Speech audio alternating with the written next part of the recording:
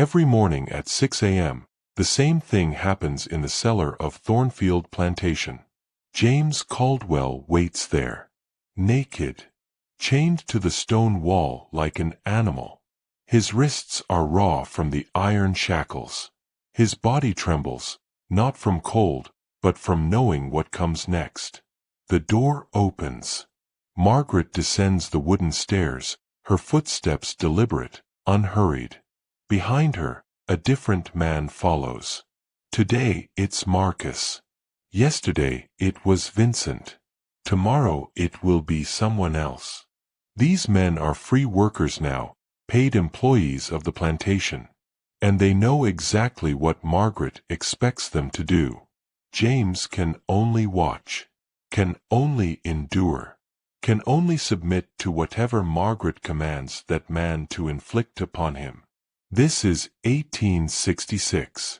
This is his life now, and it has been for 18 years. But here's what makes this story impossible to look away from. James Caldwell wasn't always the one in chains. 11 months before Margaret first locked him in the cellar, before she turned his world into a daily nightmare, James was the master of Thornfield Plantation. One of the most powerful men in Caroline County, South Carolina. Heir to thousands of acres, controller of lives, a man who believed himself untouchable. And Margaret? She was 19 years old. Enslaved. Powerless. Owned. So how did this happen? How did the master become the prisoner? How did a girl with no rights, no protection, no hope orchestrate the complete and total destruction of a man who had everything? The answer lies in one moment. One violation. One whispered threat that James thought would keep Margaret silent forever. 11 months earlier, James cornered Margaret in that dark corner of the barn. He pressed his body against hers while she tried to back away, tried to escape. And he whispered 5 words that he believed would protect him. "Nobody will believe you anyway." When he said that, James saw something break in Margaret's eyes. He thought it was her spirit. He thought it was surrender. He thought he'd won. He was catastrophically wrong. What broke in Margaret's eyes wasn't her will to survive.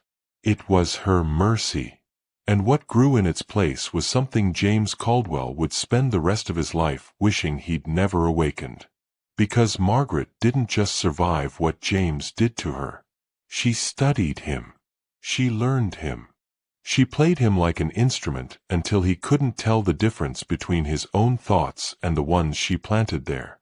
And by the time James realized he'd become addicted to his own destruction, it was far too late to escape. Before we go deeper into this story, and trust me, it gets darker than you can imagine, I need you to do something. Hit that subscribe button right now. Because stories like this, stories they tried to bury, stories about power and revenge and justice, these don't get told often enough. And if you believe that history's most disturbing truths deserve to be heard, you need to be part of this community. Now let's go back. Back to where it all started.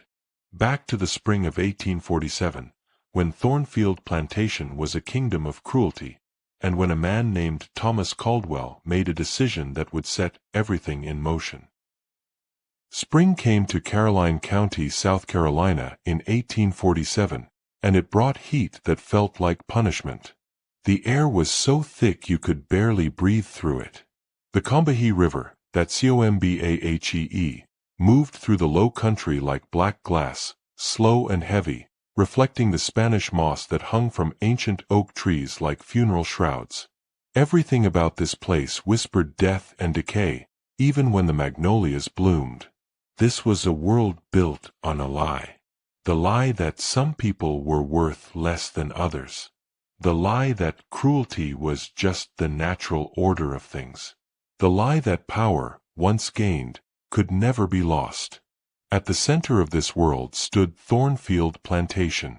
Picture it, white columns rising 3 stories high, wide verandas wrapping around the main house, crystal chandeliers shipped from Europe hanging in rooms where enslaved people served champagne to guests who discussed them like furniture. Mahogany tables that cost more than human lives. Silk curtains that took weeks to clean. Thousands of acres of cotton fields stretching in every direction, worked by 63 human beings whose names the Caldwell family barely bothered to learn. This was the kingdom of Thomas Caldwell. 65 years old in 1847, Thomas was a man whose appearance matched his soul. Steel gray hair. Eyes the color of winter ice. Broad shoulders that hadn't softened with age. His reputation throughout Caroline County was clear. He was harder than most plantation owners, quicker with the whip, more comfortable with the screams that sometimes echoed from the slave quarters after dark. Thomas had built his fortune through what polite society called shrewd business dealings. What that really meant was ruthless exploitation. Buying people cheap, working them until their bodies broke, replacing them when they died. He didn't lose sleep over it. In his world, this was simply how things worked. But Thomas Caldwell had one problem that kept him awake at night, one failure that consumed him despite all his success. He had no grandson. His obsession with legacy ate at him like a disease. He needed someone to carry the Caldwell name forward, to ensure that everything he'd built wouldn't crumble and scatter among distant cousins when he died. He needed his bloodline to continue. And his son James was refusing to cooperate.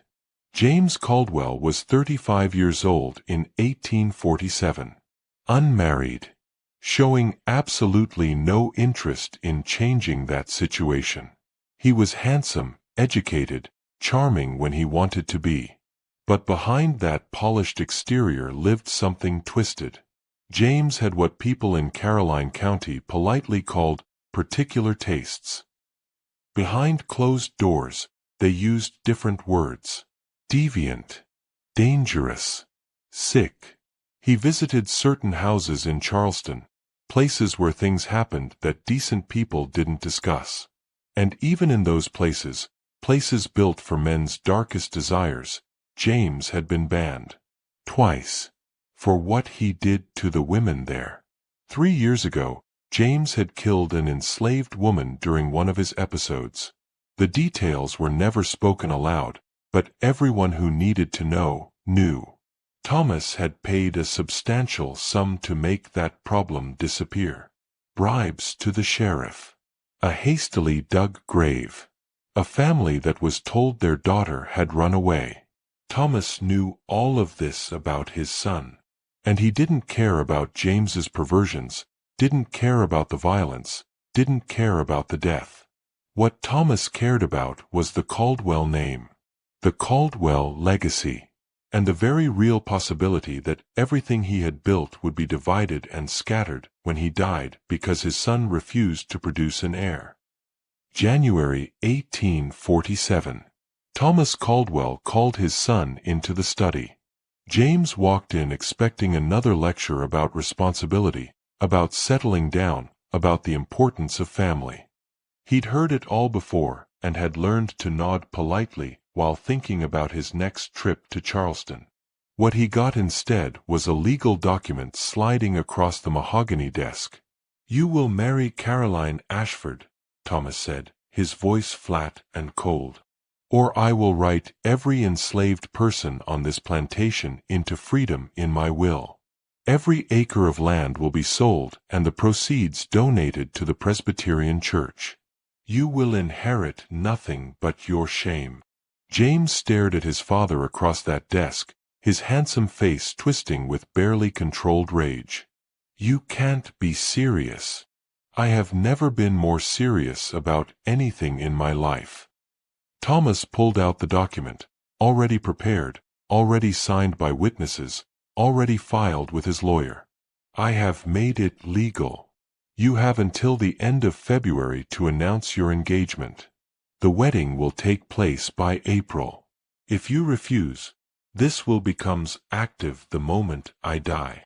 James knew his father well enough to understand that this wasn't a bluff. Thomas Caldwell did not make empty threats. When he said something would happen, it happened. So on February 23, 1847, James Caldwell announced his engagement to Caroline Ashford. Caroline was everything a proper Southern woman was supposed to be.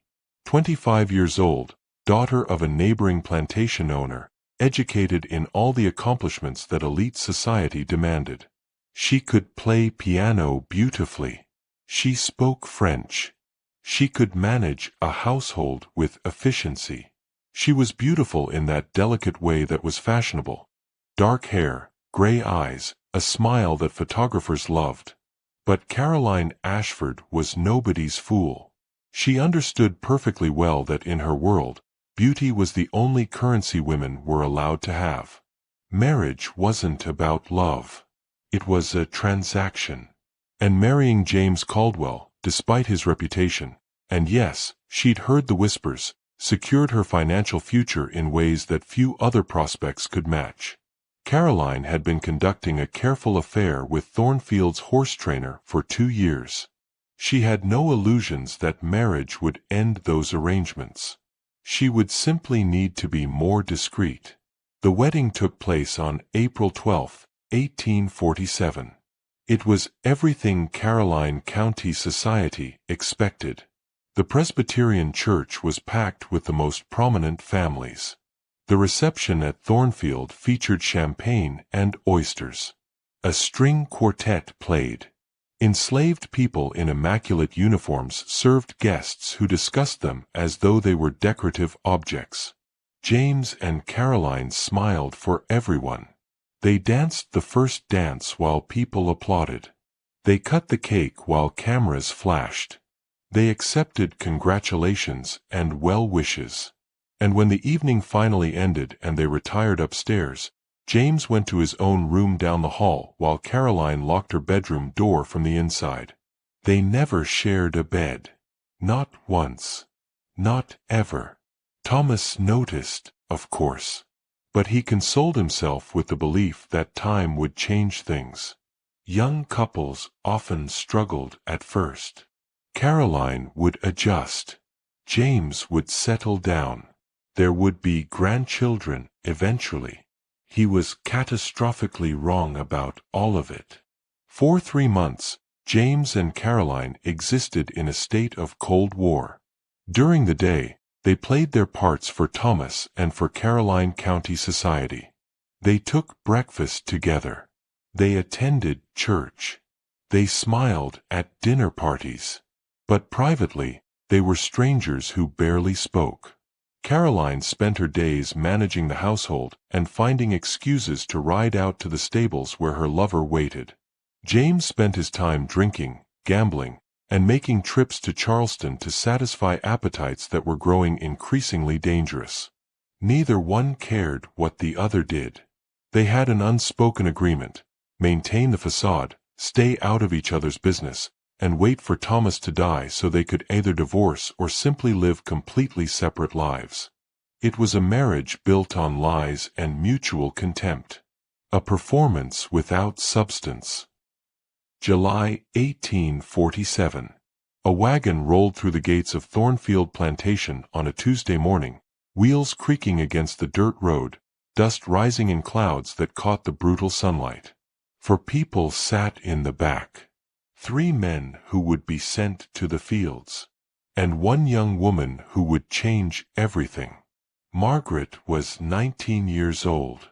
Slender and tall, with a posture that suggested she'd been taught to carry herself with care. But it was her eyes that made people look twice. Striking green, unusually bright against her skin, and far too observant for someone in her position. Those eyes seemed to see everything, remember everything, calculate everything. Her lighter complexion whispered a truth that nobody would say aloud: her previous owner had likely been her father. It was a common horror in this world, one more cruelty in a system built on cruelty. Thomas Caldwell had purchased Margaret specifically for her skills. She knew basic medical care, how to prepare poultices and tinctures, how to recognize signs of fever or infection, how to manage pain. Thomas's gout was worsening, his heart growing weaker, and his pride wouldn't allow him to accept help from family. But he had no such reservations about being attended by someone he owned. What Thomas didn't know was that Margaret possessed something even rarer than medical knowledge. She could read. Her mother had taught her secretly, using a stolen Bible, meeting in dark corners after the work was done, whispering lessons that could have gotten them both killed if discovered. Her mother had believed that knowledge was the only thing that couldn't be taken away, the only weapon that slavery couldn't strip from you. Her mother had been wrong about that. When Margaret was 12 years old, her mother tried to escape. She was caught, brought back, and whipped to death in front of everyone as an example to others who might consider running. Margaret had watched from the slave quarters as her mother screamed and begged and finally fell silent. She'd watched the light leave those eyes, watched the body go limp, watched blood pool in the dirt. After that day, Margaret learned a different kind of survival.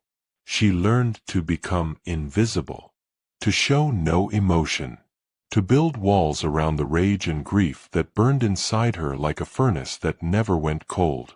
She became a ghost, present but not present, alive but not truly living. For 3 days after arriving at Thornfield, Margaret moved through the plantation exactly like that ghost. She tended to Thomas in the mornings, helping him dress, preparing his medicines, reading to him when his eyes grew tired. She spoke only when spoken to. She kept her head down. She attracted no attention whatsoever. And then, on July 15th, everything changed. James Caldwell was standing near the front steps when he saw Margaret helping his father up from his morning walk. The sun was behind her, catching in her hair. Her hands were gentle on Thomas's arm, supporting him without making him feel weak. And when she glanced up for just a moment, those green eyes flashed in the light. Something shifted inside James. Not love, he didn't know what that felt like. Not even attraction in any normal sense. Something darker. Something hungry. The same feeling that had gotten him banned from those houses in Charleston. The same compulsion that had led to a dead woman 3 years ago. James felt his pulse quicken, felt his thoughts narrow and focus, felt that terrible hunger awaken. Because unlike those women in Charleston who could refuse him, unlike his wife who locked her door, Margaret couldn't say no to anything. She was property. His property, technically, his father's, but that meant his family's, which meant his. And James Caldwell was going to take what he wanted. Margaret felt his eyes on her that morning, felt the weight of his stare, and something cold moved through her chest. A premonition, a warning, the knowledge that comes from having survived this kind of attention before. She didn't look at him directly, didn't acknowledge him, just helped Thomas inside and disappeared into the shadows of the house. But she knew. The predator had noticed her. And now it was only a matter of time. July 29, 1847. Late afternoon, when the heat pressed down like a physical weight and the air smelled of hay and sweat and something rotting in the fields. Margaret had been sent to the barn to collect supplies for Thomas's evening medications. The barn sat at the far edge of the property, isolated from the main house and the slave quarters. She walked there alone, carrying her basket, her head down as always. She didn't see James watching her from the shade of an oak tree. He waited until she disappeared inside. Waited until she'd moved deep enough into the barn that no one outside could see. Then he followed her in and closed the door behind him with a sound that echoed in the sudden dimness. Margaret heard that door close. Heard the bolt slide into place. Her stomach dropped like a stone into cold water. She turned and saw James standing there, backlit by slivers of sunlight streaming through gaps in the barn walls. Dust particles floated in those shafts of light, turning the air golden. The smell of hay was overwhelming. Somewhere in the rafters, birds moved restlessly. "Master James," she said quietly, carefully, keeping her voice neutral. "Did you need something?" James walked toward her slowly. His boots were loud on the wooden floor, each step deliberate, predatory. "You're a pretty girl, Margaret. Has anyone ever told you that?" Margaret's heart was hammering now. "I should get back to the house, sir. Master Thomas will be needing his medicine. My father can wait." James was close now. Too close. She could smell the whiskey on his breath, the tobacco, the cologne he wore. "I've been watching you. You're different from the others. Smarter. More refined. I like that." Margaret stepped backward. James stepped forward. They were moving in a slow dance, predator and prey, and there was nowhere for Margaret to go. Her back hit the barn wall. "Please, Master James," she whispered. "I need to go." "What you need," James said, his voice dropping low, "is to understand how things work here. You're mine. Everything about you belongs to me. Your time. Your labor." His hand came up to touch her face. "Your body." Margaret tried to turn her head away. James grabbed her chin, forcing her to look at him. "Don't make this difficult. Don't make me hurt you. Just accept what's going to happen and it will be easier for both of us." Margaret felt something break inside her chest. Not her will. Not her strength. Something else, something that had been protecting her from seeing the world exactly as it was. "Please," she whispered, and hated herself for begging. James smiled. "That's better. Now we're going to have an arrangement, you and I. This will be our secret. You won't tell anyone because nobody would believe a slave over a Caldwell. You won't fight me because I can make your life much worse if you do. And in return, I won't be cruel. I might even be kind." Then he leaned in close, his breath hot on her ear, and whispered 5 words that he believed would keep her silent forever. "Nobody will believe you anyway." What happened next, Margaret would never fully remember. Her mind separated from her body, floated somewhere above the scene, watching from a distance as James Caldwell did what men like him had always done to women like her. She didn't fight. Fighting would only excite him, give him an excuse for violence. So she went limp. Became a doll. Became nothing. When it was over, James stepped back and straightened his clothes, brushing hay from his pants. "See, that wasn't so bad." He was pleased with himself. "We'll do this again soon." Then he walked out, unbolted the door, and left whistling. Margaret stood against that wall for a long time after he was gone. The smell of him on her skin. The pain radiating through her body. The barn suddenly too quiet, too still. She wanted to run, to hide, to disappear into the earth. But there was nowhere to run. No one to tell.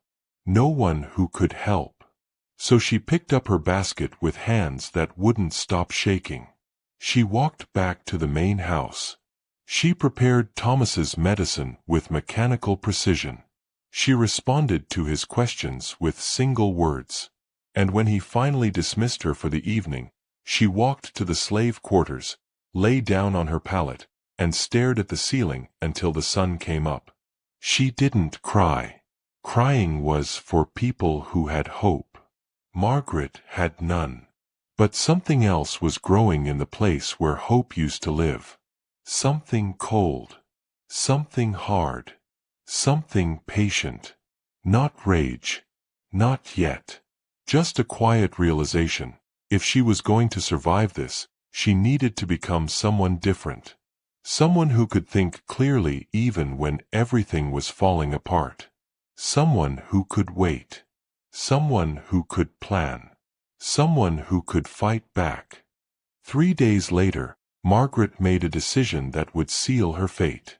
She was going to tell Caroline Caldwell what her husband had done. It was a desperate move, one that could get her sold away, or worse. But Margaret had spent those 3 nights thinking through her options, and she realized she had only 2 choices: submit to James forever, or risk everything on the chance that one woman might protect another. Margaret found her opportunity on a Thursday morning. Caroline was in the garden supervising the planting of new roses. The other workers were focused on their tasks, too far away to overhear conversation. Thomas was in his study. James had ridden into town that morning. Margaret approached carefully, her heart pounding so hard she thought it might burst through her chest. "Miss Caroline." Her voice barely rose above a whisper. Caroline looked up from the rose bushes, surprise flickering across her face. Enslaved people rarely initiated conversation with her. "Yes. What is it? May I speak with you privately, ma'am? It's important." Caroline studied Margaret for a long moment. She saw something in the girl's face, some desperation that intrigued her despite herself. "Very well. The gazebo. Follow me."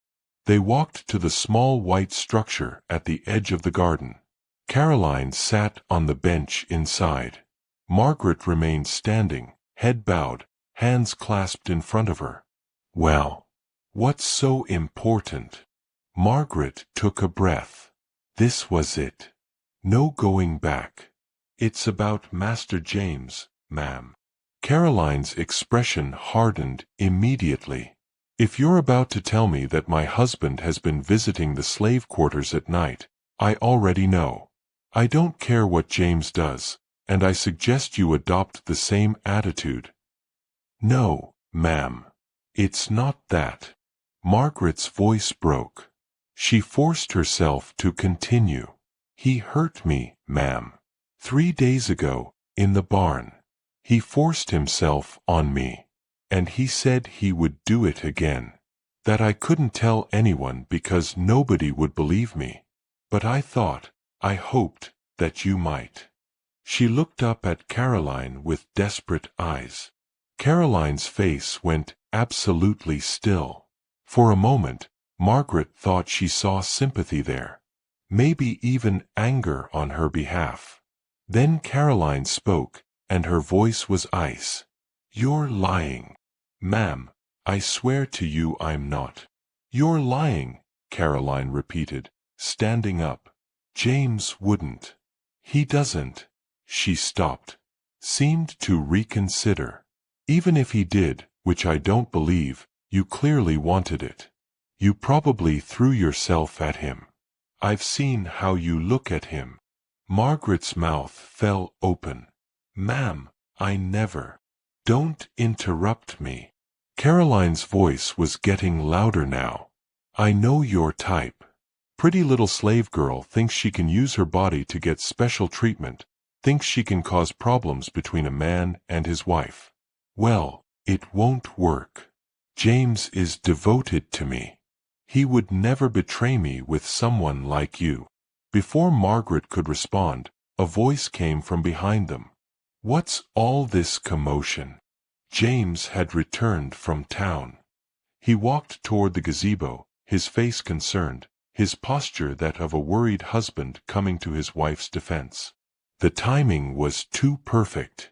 Margaret felt ice water flood her veins. He had planned this. Somehow he'd known she would try to tell Caroline, and he'd made sure to be nearby when she did. "James!" Caroline turned to him, her face flushed with anger. "This girl just told me the most vicious lies about you. She claims you forced yourself on her in the barn." James's expression shifted from concern to shock to righteous indignation in the span of seconds. It was a masterful performance. "She said what? I know it's absurd. I told her she was lying, but—" "Caroline." James put his hand on his wife's arm, his voice gentle. "Don't upset yourself. I think I know what happened here." He turned to Margaret, and she saw something flash in his eyes. Something cold and pleased. "Margaret propositioned me 3 days ago. I rejected her. Now she's trying to punish me through false accusations."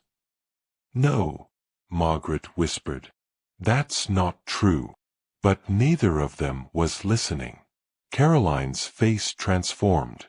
She wanted to believe James. Needed to believe him. Because the alternative meant confronting truths she wasn't ready to face. "What should we do?" Caroline asked. "I want her where I can see her," Caroline said slowly. "She'll work in the house under my supervision. I'll make sure she understands her place." James nodded, hiding his satisfaction. "Are you sure?" "I'm sure." Margaret stood frozen, unable to speak. Her one chance to stop James, and she had made everything infinitely worse. Let me pause here for a moment. Because this part of the story, this moment where Margaret told the truth and nobody believed her, this happens all the time. Even today. Women speak up about violence, about violation, and they're called liars. They're accused of wanting it, of asking for it, of making it up for attention. How many times does this have to happen before we start believing women the first time they speak? Drop your thoughts in the comments. Because this conversation matters. Now, back to Margaret.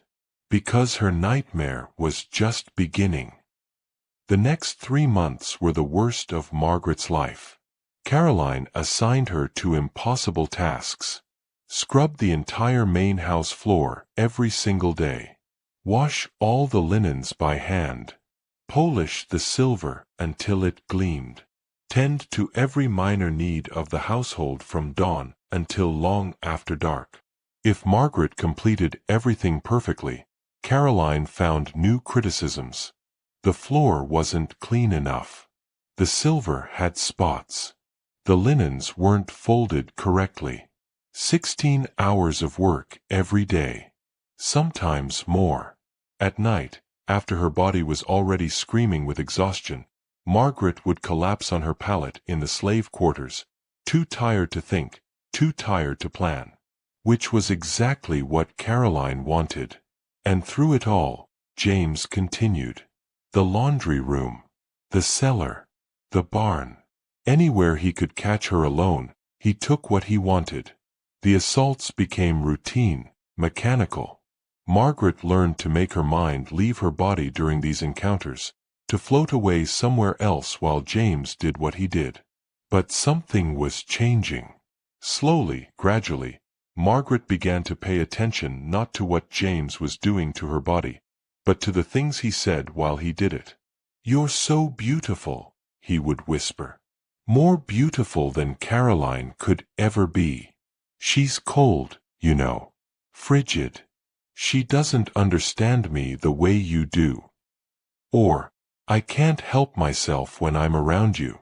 You have this effect on me. It's like you're in my blood." Or sometimes, "I think about you when I'm supposed to be working. Can't focus. Can't think about anything else. You're driving me crazy." Margaret started to hear the pattern beneath the words. James wasn't just taking what he wanted from her. He was trying to convince himself, and her, that she wanted it too. That there was something special between them.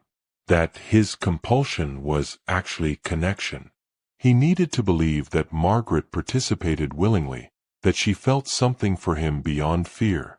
That the power he held over her was unnecessary because she genuinely desired him. This was his weakness. The realization came to her one night in October, after James had left her in the cellar. Margaret lay on the cold floor, her body aching, her mind unusually clear despite the exhaustion. James Caldwell was addicted to the power he had over her. But he was also addicted to the fantasy that the power was unnecessary. that Margaret would choose him if she could. And every addict has vulnerabilities that can be exploited. What if Margaret stopped being passive? What if she started participating in ways that made James think she was developing feelings for him? Not obviously. James was too intelligent to fall for an obvious seduction attempt. But gradually, subtly, what if Margaret started feeding the fantasy that James so desperately needed to believe? It was dangerous. It was playing with fire. But what did Margaret have to lose? Her dignity was already gone. Her body was already being used. The only thing she had left was her mind. And she was going to use it. Margaret began to see James not as her tormentor, but as a puzzle she needed to solve. She started observing him the way a scientist observes an experiment. What made him react? What words affected him? What behaviors satisfied that desperate need for validation? She noticed that when she went completely limp, James seemed almost disappointed afterward. But when she made the slightest sound, even if it was just a breath, his breathing would quicken, his movements would become more intense. He wanted her to respond. He craved it. So Margaret decided to give him what he craved. Not resistance, that would only excite the predator in him. But something else. Something that would feed his delusion while giving Margaret the only weapon she had left: control over his addiction. She would make James Caldwell need her in ways he couldn't understand or resist. She would become the drug he couldn't quit. And once he was completely dependent on that drug, Margaret would be the one holding the power. It would take time. It would require patience beyond anything Margaret had ever had to endure. It would mean doing things that would make her hate herself even more than she already did. But in the end, James Caldwell would be the one chained in the darkness. And Margaret would be the one holding the key. Margaret started her dangerous performance the very next time James cornered her.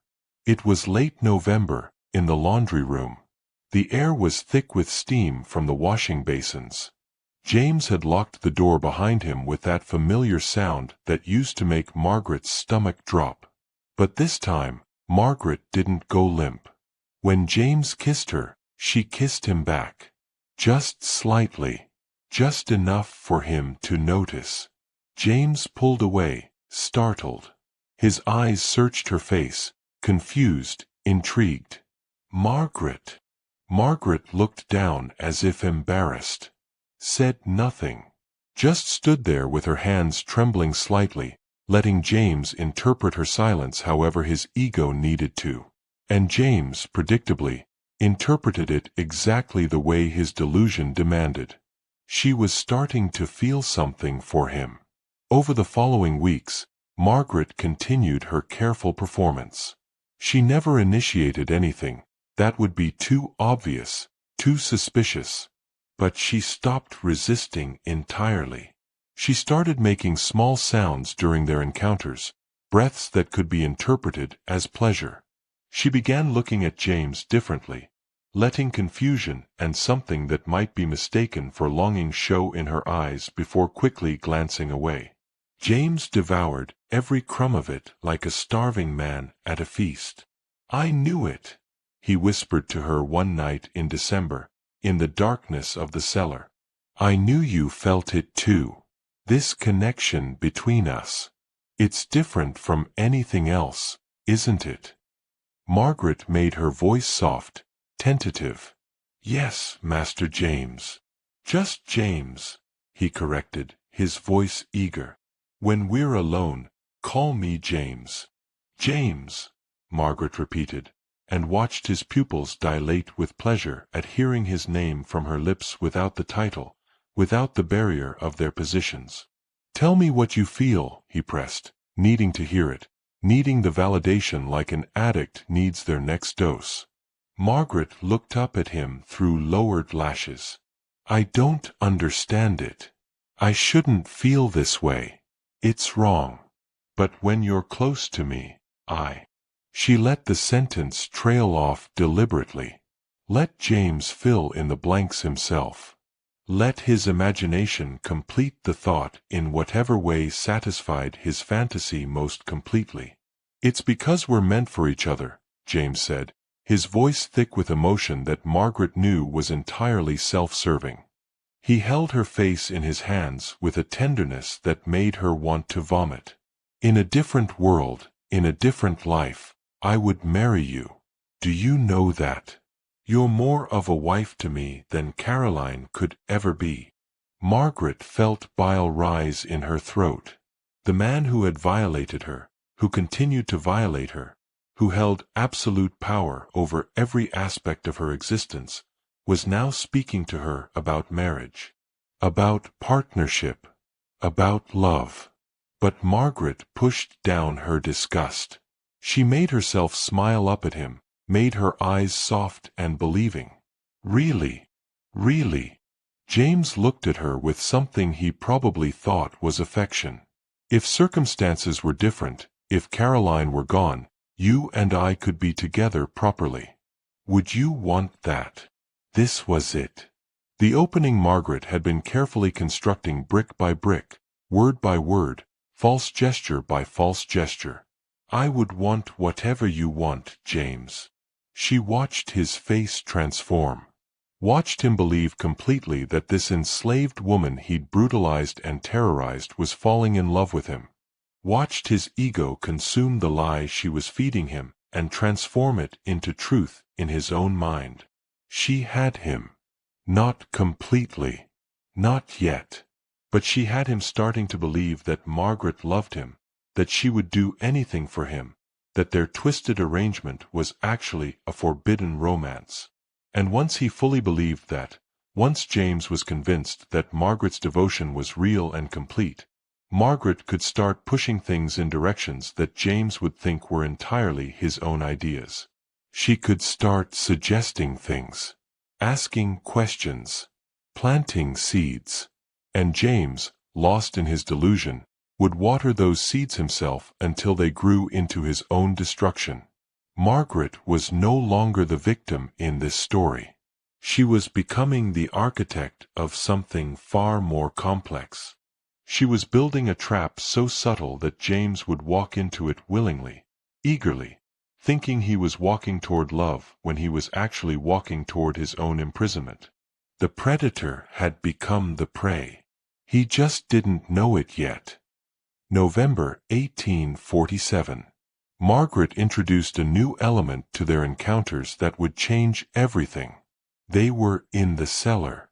The air was cold, the stone walls damp. A single candle flickered on a wooden crate, casting shadows that moved like living things. James had just finished. He was breathing hard, his shirt unbuttoned, looking at Margaret with that expression he wore now, something he mistook for affection. Margaret sat up slowly, as if gathering courage. "James," she whispered, "can I ask you something? Anything. When you're with me, do you ever wish you were the one being controlled instead of always having to be in charge?" James tensed. His expression shifted, discomfort warring with intrigue. "What do you mean?" Margaret made her voice curious, innocent, tentative. "I just wonder what it would be like if I could touch you the way I wanted. If you would trust me enough to let me explore. To let me be the one who decides what happens." She could see the war happening in James's mind. Part of him was uncomfortable with the idea of surrendering control. But another part, the part already addicted to these encounters, the part that craved novelty and intensity, was intensely intrigued. His addiction won. "I trust you," he said finally. Margaret's heart was racing, but she kept her voice steady. "Then lie back. Let me show you something." That night, Margaret discovered that James Caldwell had fantasies he had never shared with anyone. Fantasies about surrendering control, about being vulnerable, about pain mixed with pleasure in ways that the Charleston establishments had refused to provide, in ways that had gotten him banned. And Margaret, reading his reactions like a map, provided exactly what he craved. She ran her nails down his back during their encounter, not gently, but hard enough to leave marks. Hard enough to draw thin lines of blood. James gasped. Not in pain. In pleasure. She bit his shoulder, testing his reaction. James moaned, his body arching toward her rather than away. She grabbed his wrists and pinned his hands above his head, holding them there with surprising strength. James's breathing became ragged, desperate. His eyes were closed, his face transformed by sensations he'd clearly been craving but never experienced. "Is this okay?" Margaret would ask, making her voice uncertain, as if she was worried about hurting him. "Am I being too rough?" "Don't stop," James would whisper. "Please don't stop." And Margaret didn't stop. Over December and into January of 1848, she slowly introduced more intense elements. She started bringing lengths of rope from the barn, suggesting, always tentatively, always as if the idea had just occurred to her, that they try tying James's hands, just to see what it feels like. James agreed eagerly. She suggested blindfolding him so he could focus entirely on sensation. James couldn't agree fast enough. Each time, Margaret framed everything as her desire to please him, to give him experiences he'd never had before, to show him how much she cared about his satisfaction. And James, lost in the intensity of these new sensations, never questioned what was actually happening. He never realized he was being trained. Margaret was teaching his body to associate pleasure with surrender, with vulnerability, with pain, with humiliation. She was conditioning him, as methodically as someone might train an animal, to crave the very things that stripped away his power. By February 1848, James Caldwell was completely under Margaret's spell. He lived for their nighttime encounters. He thought about her constantly during the day, distracted during meals, unable to focus on business. He had stopped visiting Charleston entirely. Why would he, when Margaret gave him everything those places couldn't or wouldn't provide? Caroline noticed his changed behavior and assumed he had finally settled down, become faithful to their marriage. She relaxed her constant persecution of Margaret slightly, satisfied that the enslaved girl had learned her place. Thomas noticed that his son seemed happier, more focused, less prone to drinking binges and violent outbursts. He attributed it to maturity and the civilizing influence of marriage. No one suspected the truth.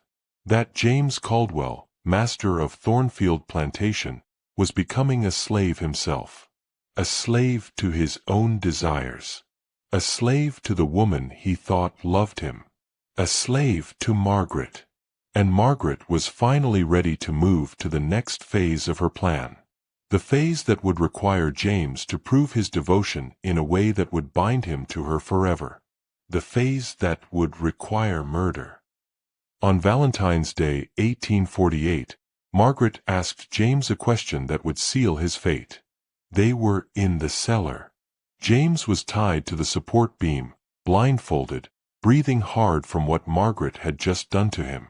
And Margaret leaned close to his ear and whispered, "Would you do anything for me, James? If I asked you to kill someone you cared about, would you do it?" James laughed, thinking it was part of their game. "Of course. Anyone. Just name them. Anyone." Margaret pressed. "Even if it meant you could never take it back? For you. Anything." Margaret smiled in the darkness where James couldn't see. But she wasn't ready to name Caroline yet. Not until she'd secured her own position first. Because Thomas Caldwell was dying. Everyone knew it, though no one spoke about it openly. His gout had spread throughout his body. His heart was weak. He could barely walk most days.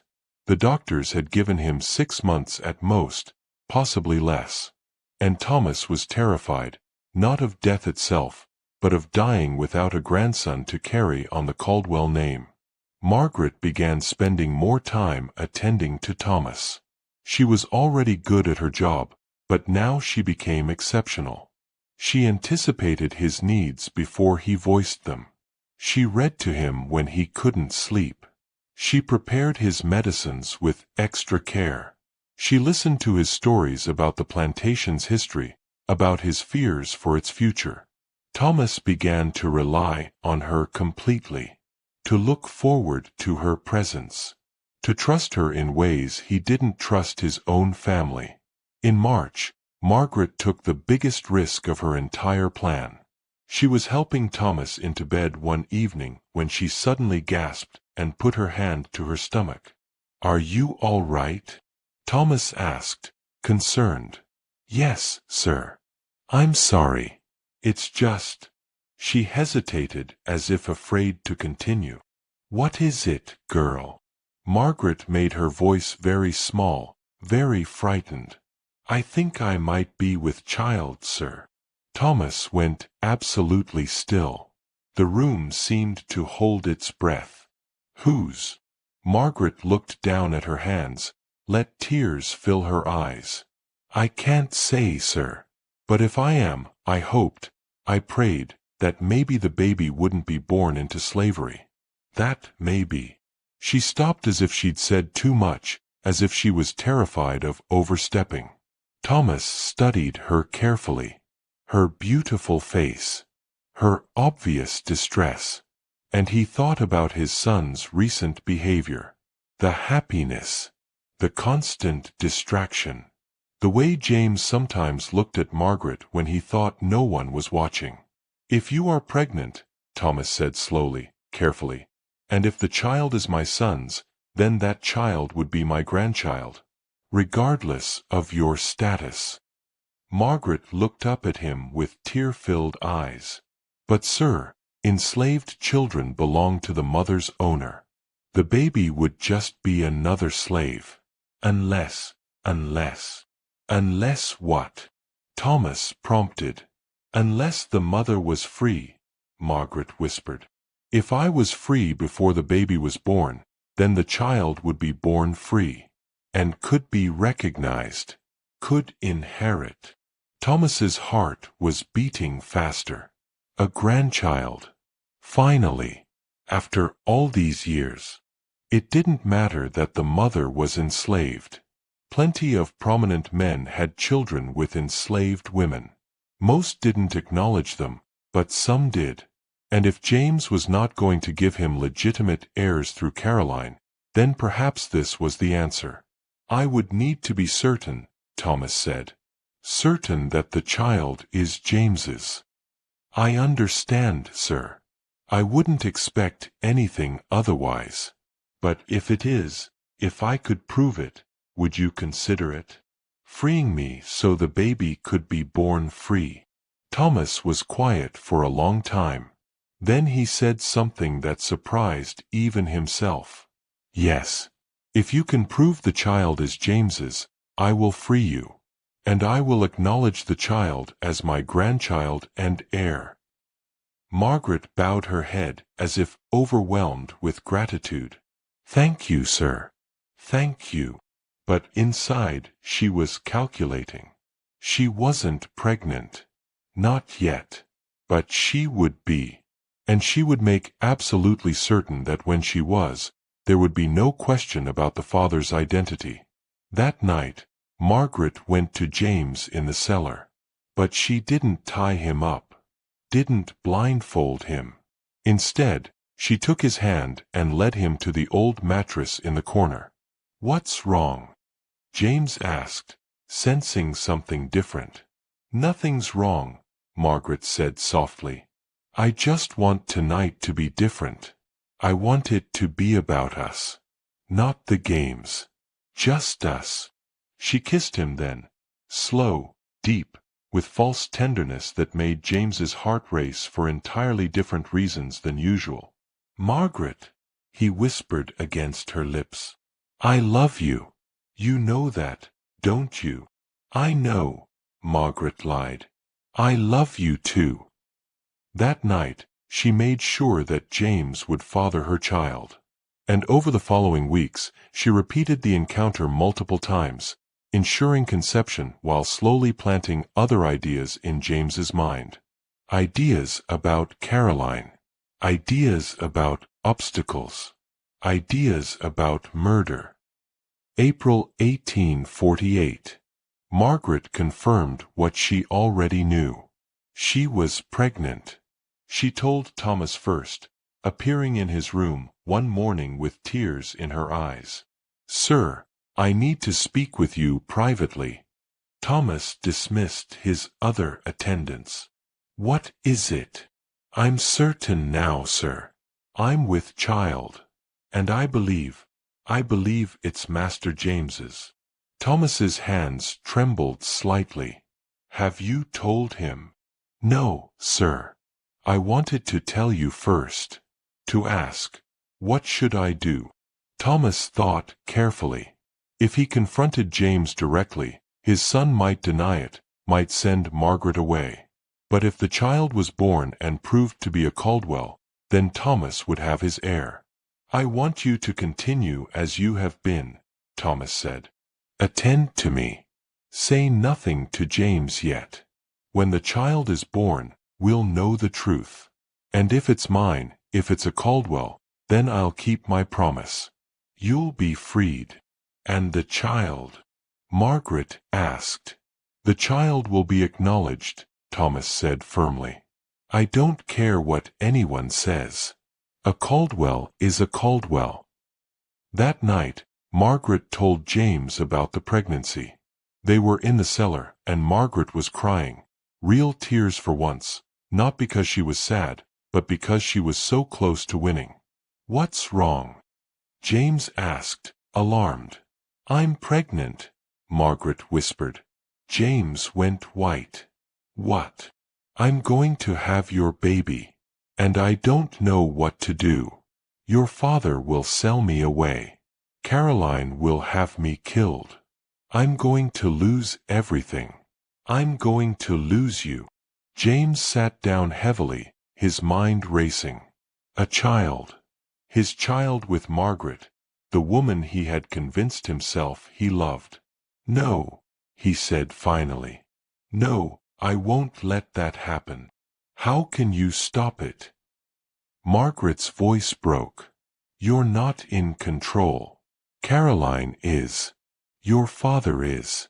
I'm just a slave. I have no rights, no protection." James pulled her close. "I'll figure something out. I promise." "The only way we could be together," Margaret said quietly, "the only way our child could be safe, is if Caroline wasn't in the picture anymore." "Don't talk like that." "Why not? It's true." Margaret looked up at him. "You said you would do anything for me. Did you mean it?" Yes, but that's murder." "Is it?" Margaret's voice was calm now. "Or is it just removing an obstacle? She doesn't love you. You don't love her. Your marriage is a lie. And she stands between us and happiness, between us and our child." She kissed him then, deep, passionate, and whispered against his lips, "Prove you love me. Kill Caroline." James spent 3 weeks trying to talk himself out of it. He told himself he was a monster for even considering it. He told himself he would be caught. He told himself Margaret didn't really mean it. But every time he tried to refuse, Margaret would withdraw from him, become cold, distant, refuse his touch. And James, addicted to her, couldn't bear her absence. So on May 23, 1848, James Caldwell made a decision that would seal his fate. He visited an apothecary in Charleston and purchased arsenic, claiming he needed it for rats in the barn. And that night, he mixed a small amount into Caroline's evening tea. Not enough to kill her immediately. Just enough to make her sick. Just enough to start the process. He told himself he would stop if he changed his mind. But Margaret wouldn't let him stop. Caroline Caldwell died slowly over the course of 3 weeks. It began with stomach pains, then vomiting, then fever. The doctors diagnosed it as cholera at first, then changed their opinion to gastric fever. They prescribed medicines that did nothing because the real poison was in the tea James brought her every evening, playing the role of concerned husband. "I'm so worried about you," he would say, sitting by her bedside. Caroline, pale and weak, would sometimes reach for his hand. "You're a good husband," she would whisper. "I'm sorry I doubted you." James would feel a flicker of guilt. Then he would think about Margaret, about the baby, about the life he could have if Caroline was just gone. And the guilt would fade. Margaret watched Caroline's decline with carefully hidden satisfaction. She attended to Caroline when Caroline's own attendants couldn't handle the smell, the mess, the horror of watching someone waste away. And sometimes, when no one else was in the room, Margaret would lean close to Caroline's ear. "I wanted you to know," Margaret would whisper, "before you die. I wanted you to know that James and I are in love, that I'm carrying his child, that everything you thought you knew was a lie." Caroline would try to respond, but she was too weak, could only stare at Margaret with horror and understanding dawning in her fading eyes. "And I want you to know something else," Margaret would continue, her voice soft and venomous. "The day you called me a liar, the day you refused to believe that your husband violated me, you sealed your own fate. Because if you had helped me, if you had believed me, I might have let you live." Then Margaret would straighten up and call for James, her face transformed back into an expression of concern. "Master James, I think Miss Caroline is getting worse." Caroline Caldwell died on June 12, 1848. She was 26 years old. The official cause of death was listed as gastric fever. The funeral was well attended. James played the role of grieving widower perfectly. Margaret played the role of loyal servant. And 3 weeks after Caroline's death, everything would change. Because Margaret was about to show James Caldwell who really held the power. And once he understood, there would be no escape. 3 weeks after Caroline's funeral, James came to the cellar expecting celebration. He was almost giddy as he descended the stairs. Caroline was gone. Margaret was carrying his child. Soon they could be together openly, or at least more freely. His father would have his grandson. Everything was working out exactly as it should. Margaret was waiting for him in the dim candlelight, and she was holding rope. "What's this?" James asked, smiling. "I thought we could celebrate," Margaret said, returning his smile. "We're free now. Together. I want to do something special for you." James, still high on the success of getting away with murder, agreed eagerly. Margaret tied him to the support beam. Tighter than usual, but James didn't question it. She blindfolded him carefully, making sure he couldn't see anything. "Are you ready?" Margaret asked softly. "Always," James whispered. Then Margaret did something she had never done before. She hurt him. Really hurt him. Not the controlled pain that James had learned to associate with pleasure. Not the careful scratches and bites that made him gasp with desire. This was genuine, terrible agony. James screamed. Tried to pull away. The ropes held him fast. "Margaret, stop. What are you doing?" "I'm showing you who you really are," Margaret said, her voice calm and cold. "You're a rapist, a murderer, a monster, and now you're mine." James screamed again. Margaret gagged him with a cloth, tying it tight so his screams became muffled sounds that wouldn't carry beyond the cellar walls. Then she left him there. James hung from those ropes for hours. His arms went numb. His body screamed in pain.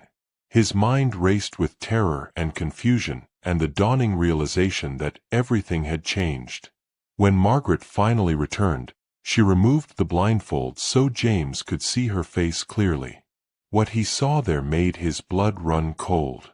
There was no affection, no tenderness, no love, just cold calculation and something that looked almost like satisfaction. "Here's how this is going to work," Margaret said, her voice matter of fact. "You killed your wife for me. That makes you a murderer. If anyone ever finds out, you'll hang. They'll put a noose around your neck and drop you through the gallows floor, and you'll die choking and twitching while the whole county watches." James tried to speak through the gag. Margaret ignored him. "But I can protect you. I'm the only one who knows the truth. So you're going to do exactly what I say, when I say it. Understand?" James nodded frantically. "Good." Margaret removed the gag. "Because this is just the beginning. Margaret, please. Don't speak unless I tell you to speak." Her voice was sharp. "You don't get to call me Margaret anymore. You don't get to pretend we're equals. You don't get to pretend any of this was real. But you said you loved me. I lied." Margaret's smile was cold. "I've been lying since November. Every word, every touch, every sound I made. All of it was a performance designed to make you believe exactly what your ego needed to believe." James felt something break inside him. "Why?" "Because you violated me in that barn. Because you told me nobody would believe me. Because Caroline refused to help me when I begged her. Because this world gave you all the power and gave me none. So I took it from you, piece by piece. And you handed it over willingly because you were too stupid and too arrogant to see what was happening. What do you want from me?" "Everything." Margaret began untying the ropes, but James was too weak and too terrified to run. "Your father is dying. He's already promised to free me when my baby is born. He's going to acknowledge my child as his grandchild and heir. But that's not enough. I want all of it. The plantation, the land, the money, everything. I can't just give you that. You will. Over time. You'll develop a gambling problem. You'll lose money. I'll help you pay your debts in exchange for shares of the plantation. It will take years, but eventually I'll own everything. And you will have nothing." James stared at her, horror dawning. "Why not just kill me? Why keep me alive?" Margaret's expression was ice. "Because death would be mercy. And I don't feel merciful. You took everything from me, James. My body, my dignity, my hope, and then you tried to pretend it was love. So now I'm going to take everything from you. Your freedom, your property, your pride, and you're going to live with it every day for the rest of your life." "Please," James whispered. "Please just kill me." "No." Margaret walked toward the stairs. "And James? Tomorrow night, I'm going to bring someone else down here. Someone who's going to do to you exactly what you did to me.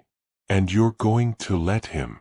Because if you don't, I'll go to the sheriff and tell him everything about Caroline. About the arsenic. About the murder. You wouldn't. Try me."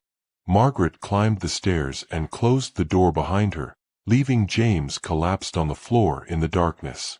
And for the first time in his life, James Caldwell understood what it felt like to be truly powerless. Summer 1848. Margaret tightened her grip on James Caldwell until there was no air left for him to breathe. Every night at midnight, James came to the cellar. Not because he wanted to, but because Margaret commanded it. And what waited for him there varied depending on Margaret's mood. Sometimes it was physical pain, methodical, calculated torture that left marks hidden beneath his clothes. Sometimes it was psychological humiliation, forcing James to confess his crimes in detail while Margaret sat in a chair, writing everything down in a journal she kept hidden in a locked box. Every word, every detail, every admission of what he'd done to Caroline, to Margaret, to the enslaved woman he'd killed years before. Insurance, in case James ever found the courage to resist. But with Thomas, Margaret was the perfect attendant. Gentle, caring, indispensable. In July, she told Thomas the baby was moving. She took his trembling hand and placed it on her swollen belly. When he felt the kick, tears streamed down his weathered face. "A Caldwell," he whispered. "Another Caldwell." In August, Thomas made it legal. He called his lawyer to the plantation and changed his will in front of witnesses. Margaret would be freed the day the child was born.